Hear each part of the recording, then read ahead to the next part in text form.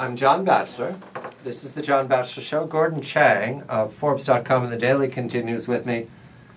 Dateline, March 8th. Edward Wang from the New York Times from China. Senior Chinese official. Foreigners are barred from entering Tibet this month. Mr. Chang, who was the party boss in Tibet, said the travel ban was because of cold weather and a shortage of capacity for tourists and safety concerns. However, Gordon, I can look at a calendar. March of 2008, China brutally suppressed the rising of the Tibetans against the party, and since then, Tibet has been dark. We don't know what's going on. We have reports of internal migration, of brutality, of mass arrests, and now foreigners are banned from going to Tibet. This adds to all the other metrics we've had tonight. Sharon Lafrère in Beijing about the intimidation of foreign journalists, the hacking of email, St. Patrick's Day parade called off in Shanghai because it might be near where they're demonstrating on the Jasmine Revolution, though no one shows up. And now we've just discussed the provocation against the Japanese Self-Defense Force. It looks like the party is either one, extremely confident, and the aggression is meant to intimidate its opponents everywhere, or two, the party is in tatters, in doubts, and it's about the succession struggle in 2012. Which is it? I think that it's the second. What you have is an insecure party.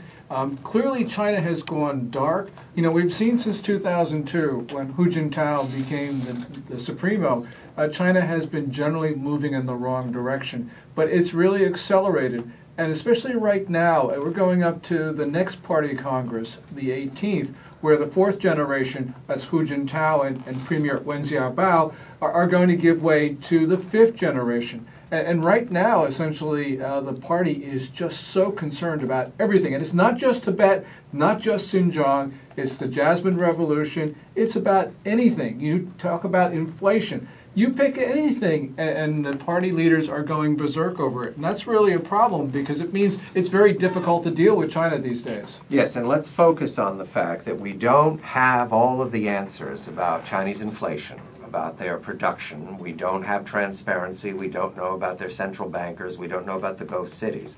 So there's reason to believe there's a corresponding or perhaps parallel deterioration of the economy. We can't tell. They don't give us good numbers on unemployment, but there's reason to say that the growth might not be consistent with their self-satisfaction. Is that a diplomatic way of putting it? Yeah, they've got an inflation problem.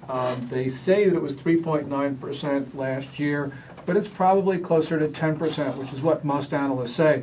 But it's the politically sensitive food inflation, which is somewhere between 15 and 20%.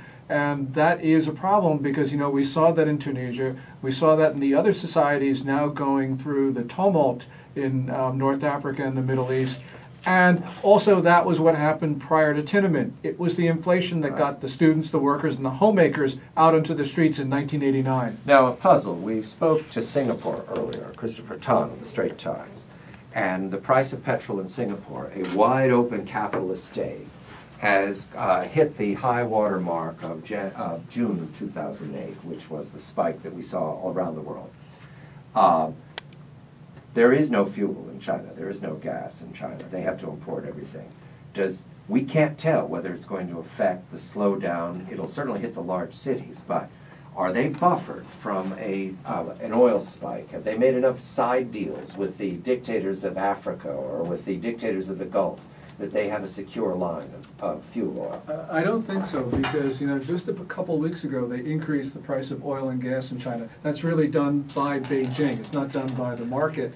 And I think they were reflecting to the increased costs that China pays for imported oil and gas. Their internal oil and gas reserves are really going down, and so essentially they're becoming much more dependent on the market. They've tried to have these long-term contracts, but I think that the spot prices really do affect the price of energy in China.